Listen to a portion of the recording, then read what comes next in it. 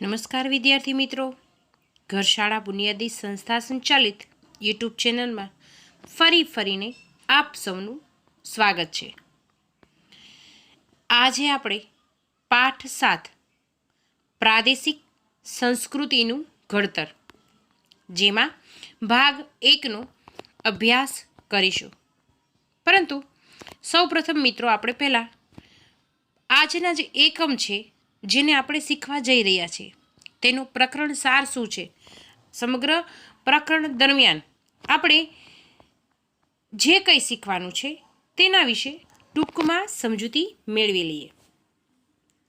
જુઓ, આ એકમ છે એની અંદર આપણે જે કંઈ અત્યાર સુધી ભણી ગયા, રાજપૂત યુગ, સલ્તનત યુગ અને મુગલ યુગ, એના જે શાસકો છે એના શાસન દરમિયાન ભારતની અંદર પ્રાદેશિક સ્તરે જે સંસ્કૃતિ જોવા મળતી હતી, જે સંસ્કૃતિ પાંગરી હતી। જો સંસ્કૃતિ શબ્દથી તમે સૌ પરિચિત છો। સંસ્કૃતિ એટલે શું? તો કે આપણી ભાષા, આપણા તહેવારો, આપણા ઉત્સવો, આપણી રહેણી કહેણી, ખાનપાન, સમગ્ર બાબત છે એને સંસ્કૃતિની અંદર આવરી લેવામાં આવે છે। તો એની અંદર પણ આપણે જોઈએ છીએ કે આપણી ભાષાની વાત કરીએ તો સંસ્કૃત અને દ્રવિડ ભાષા પર આધારિત જે પ્રાદેશિક ભાષાઓ છે જેવી કે બંગાળી, રાજસ્થાની, પંજાબી, બિહારી, આવી અનેક ભાષાનો વિકાસ છે એ સમય દરમિયાન થયેલો હતો। સાથે સાથે અનેક સાહિત્યોની રચના પણ થયેલી હતી। તો તેની સમજૂતી પણ પ્રસ્તુત એકમમાં આપણે સમજવાના છીએ। આ ઉપરાંત ભારતની અંદર અનેક ઉત્સવો છે એને ઉજવવામાં આવે છે, એવા અનેક તહેવારો જેના વિશે આપણે વિગતે ચર્ચા કરીશું। આપણા મેળાઓ, ચિત્ર, સંગીત, નૃત્ય, સમગ્ર બાબત છે જે સંસ્કૃતિને આવરી લે છે તેવી તમામ માહિતી આપણે મેળવીશું। આપણે સૌપ્રથમ વાત કરવાની છે ભારતની પ્રાંતીય ભાષાઓનો વિકાસ કઈ રીતે જોવા મળે છે, એવી કેટલીક ભાષાઓ છે તેના વિશે ચર્ચા કરીશું। જુઓ, વિભિન્ન સમુદાયની જાણકારી છે આપણને શેના પરથી મળે છે? તો જે તે બોલાતી ભાષા પરથી, તેમની બોલી પરથી।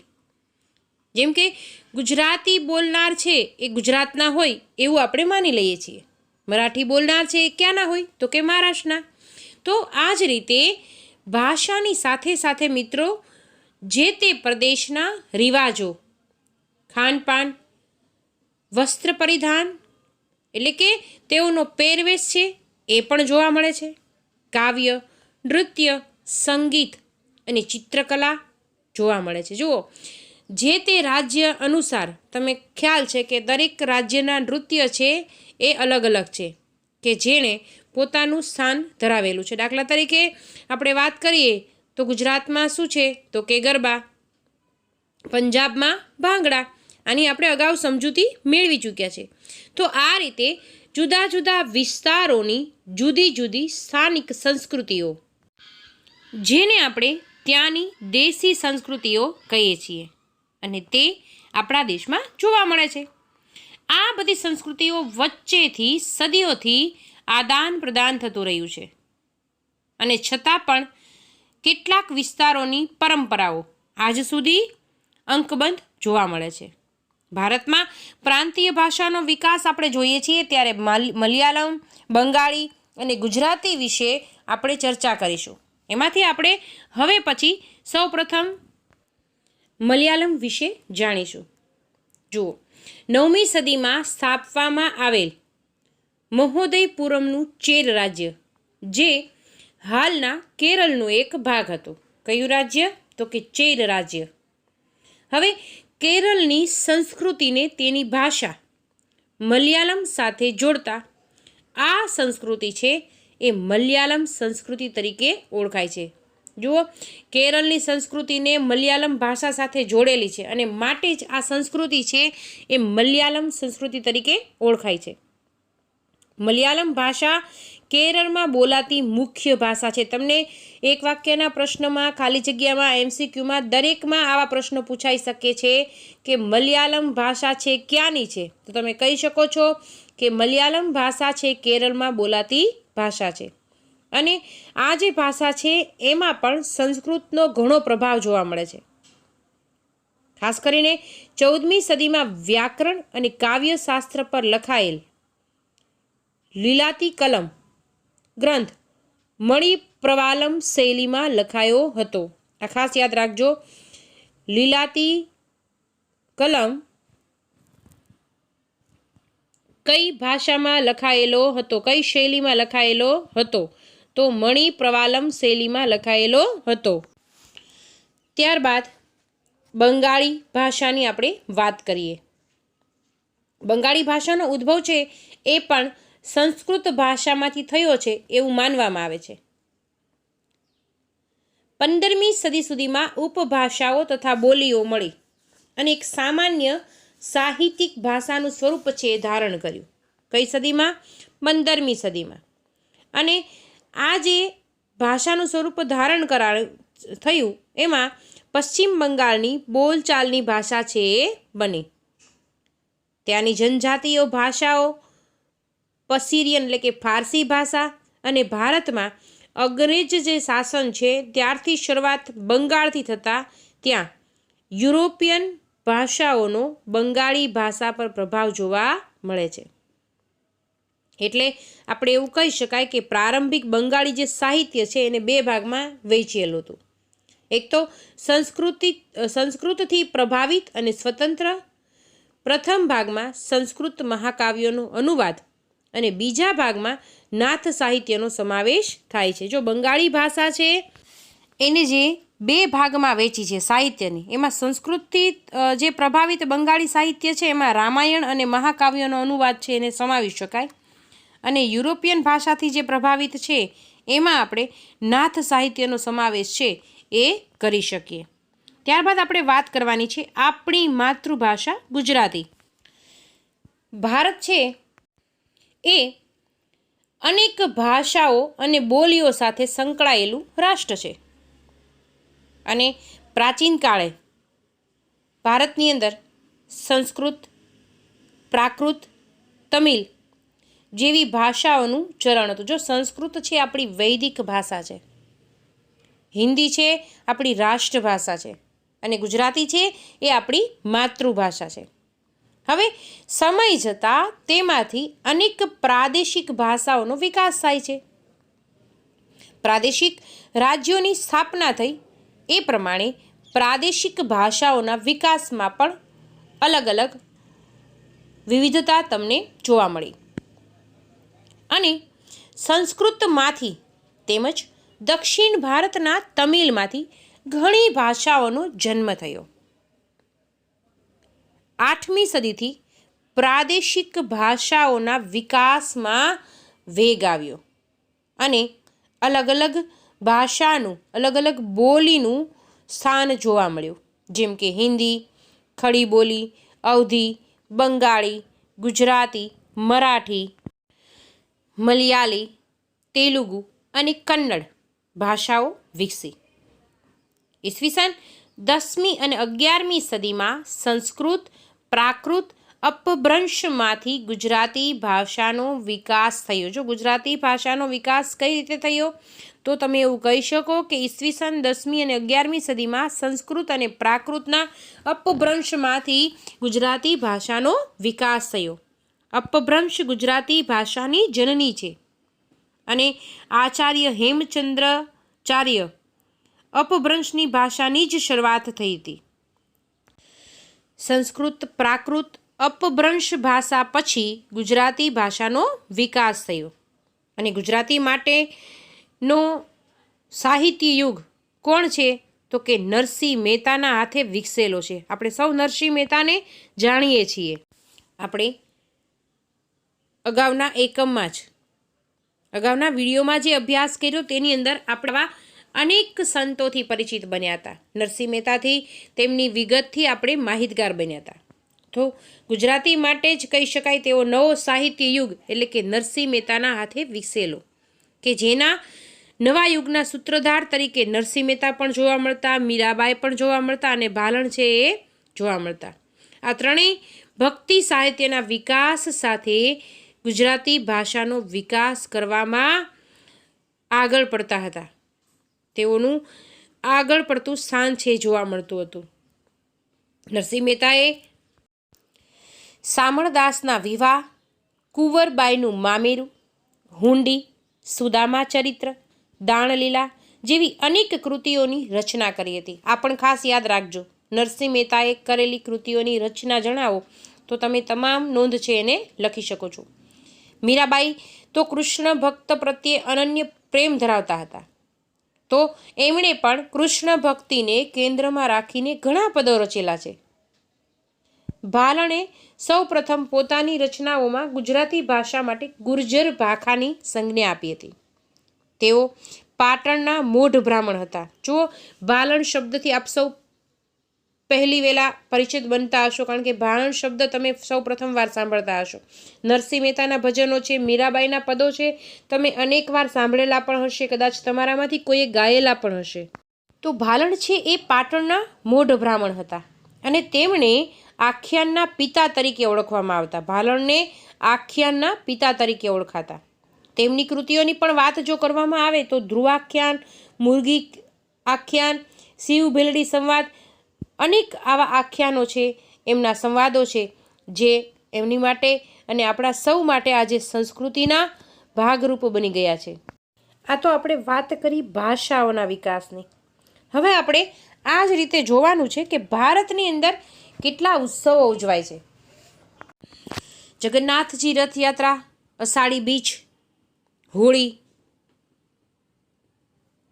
પંજાબની વાત કરીએ તો લોહડી, પોંગલ, ઓણમ, દિવાળી, દુર્ગા પૂજા, નાતાલ, મોહરમ, ઈદ, પતેતી. જો તમે બધા નામથી પણ પરિચિત છો અને દરેક તહેવારથી પણ તમે પરિચિત છો. કયો તહેવાર કઈ રીતના ઉજવવામાં આવે છે, એ તહેવારને કયા લોકો મનાવે છે, કયા ધર્મની પ્રજા મનાવે છે.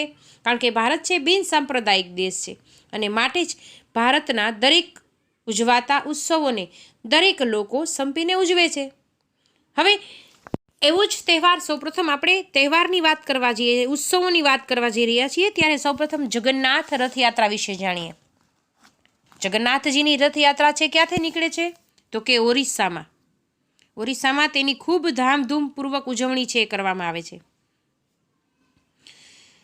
અને આ જે રથયાત્રા છે એની સાથે અનેક ધાર્મિક સંપ્રદાયો છે એ જોડાયેલા હોય છે. જગન્નાથ મંદિર છે ઓરિસ્સાના પુરીમાં આવેલું છે અને એમાં જગન્નાથ સંપ્રદાય છે એ ખૂબ જ પ્રખ્યાત છે.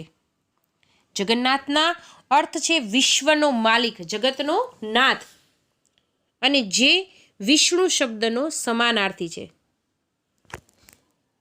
12મી સદીના ગંગવંશનો રાજા અનંત વર્મને પુરી ખાતે જગન્નાથ મંદિરનું નિર્માણ કરવાનો નિર્ણય લીધો હતો. ઈસવીસન 1230માં રાજા અનંગ ભીમ ત્રીજાએ પોતાનું રાજ્ય જગન્નાથને અર્પણ કરી પોતાને તેમના પ્રતિનિધિ તરીકે ઘોષિત કર્યા હતા. ઓરિસ્સા જીતનાર મુઘલો, મરાઠાઓ અને ઈસ્ટ ઇન્ડિયા કંપનીએ અનેક શાસકો જે આવ્યા ભારતમાં, તેમણે પોતાનું વર્ચસ્વ સ્થાપવાનો પ્રયત્ન કર્યો હતો આ મંદિર પર. તેમનું માનવું હતું કે મંદિર પર નિયંત્રણ મેળવવાથી સ્થાનિક લોકો, સમુદાય પણ તેમનું શાસન સ્વીકારશે. પુરીમાં પ્રતિ વર્ષ એક વિશિષ્ટ રથયાત્રાનું આયોજન થાય છે અને જેમાં વિષ્ણુના અવતાર જગન્નાથજી રથમાં બેસી પુરીમાં ભ્રમણ કરે છે. દેશ વિદેશથી અનેક લોકો આ ઉત્સાહ છે એમાં જોડાય છે. જગન્નાથજીની રથયાત્રા ક્યાંથી નીકળે છે તો કે ઓરિસ્સાના પુરીના મંદિરમાંથી. તેનું નિર્માણ કોને કરાવ્યું હતું તો તમે કહી શકો કે તેનું નિર્માણ છે 1230માં અનંગ ભીમ ત્રીજાએ તેનું રાજ્ય છે, પોતાનું રાજ્ય એ અર્પણ કરાવી દીધું હતું અને ગંગવંશના રાજા અનંતવર્મએ તેનું નિર્માણ કરાવવાનો નિર્ણય લીધો હતો. હવે આપણે વાત કરવાની છે આવો જ બીજો તહેવાર જે તમારા સૌનો ખૂબ જ મનગમતો તહેવાર છે. તમને ખ્યાલ આવી ગયો છે સ્ક્રીન પર જોઈને કે હું કયા તહેવારની વાત કરવાની છું, તો કે હોળીનો, જે ભારતમાં નાના મોટા સૌ આ તહેવારને ઉજવે છે, હોળીનો તહેવાર. પરંતુ ખાસ તો તેનું મહત્ત્વ છે ઉત્તર ભારતમાં વિશેષ રહ્યું છે. આ તહેવાર છે એ 2 દિવસનો હોય છે, આપ સૌને ખ્યાલ છે, બરાબર. પહેલા દિવસ છે એને આપણે કહીએ છીએ હોળી, અને બીજો દિવસ જે છે એને આપણે ધૂળેટી. હોળી એટલે તો કે જેમાં આપણે હોલિકા દહનની પૂજા કરીએ છીએ, અને ધૂળેટી એટલે એકબીજા પર અનેક રંગો છાંટીને આપણે તેની ઉજવણી કરીએ છીએ.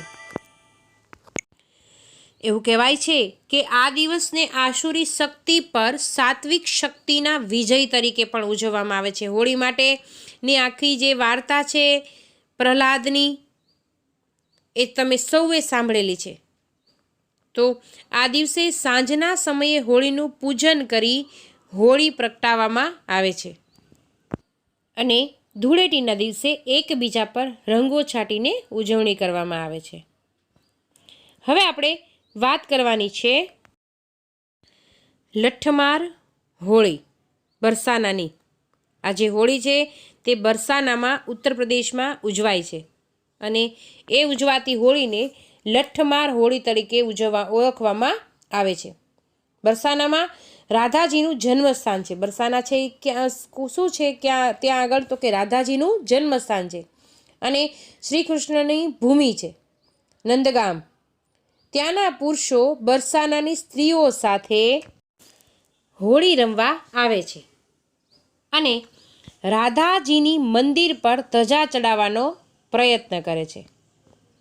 સ્ત્રીઓ દ્વારા લઠ એટલે કે જાડી લાકડીથી પુરુષોનું સ્વાગત કરવામાં આવે છે. જો આ તહેવાર કઈ રીતે ઉજવવામાં આવે છે, તો કે પુરુષો છે અને સ્ત્રીઓ બંને આ તહેવારની ઉજવણી કરે છે. સ્ત્રીઓ છે એ જાડી લાકડીથી પુરુષોનું સ્વાગત કરે છે, અને પુરુષો રાધાજીના મંદિર પર ધજા ચડાવવાનો પ્રયત્ન કરે છે.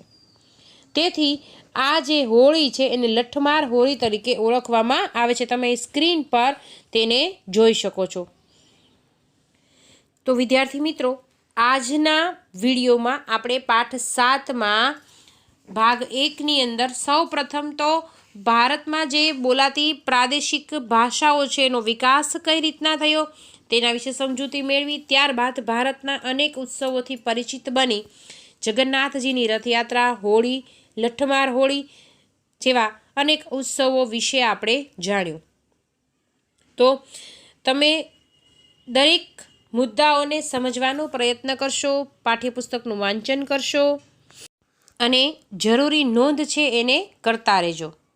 સ્વાધ્યાયપત્ર તમે મેળવી ચૂક્યા હશો, એને પાકી નોટમાં લેખન છે કરજો. સાથે સાથે તમને જે ગૃહ કાર્ય આપવામાં આવે છે તેની પણ સુંદર અક્ષરે રફ નોટમાં નોંધ કરજો. આપણે બાકીના જે ઉત્સવો છે એના વિશે પણ ચર્ચા કરવાની બાકી છે. ત્યારબાદ આપણે ગુજરાતના ઉત્સવોની ચર્ચા કરીશું. સાથે સાથે ભારતના જે શાસ્ત્રીય નૃત્યો છે તેના વિશે પણ ચર્ચા કરી આપણે એકમમાં ભારતમાં જોવા મળતી આવી અનેક સંસ્કૃતિ વિશે વિગતે માહિતી મેળવીશું. આજે અહીં સુધી. ફરી મળીશું સામાજિક વિજ્ઞાન વિષય સાથે અને મારી સાથે. ત્યાં સુધી રજા લઈશ. આવજો.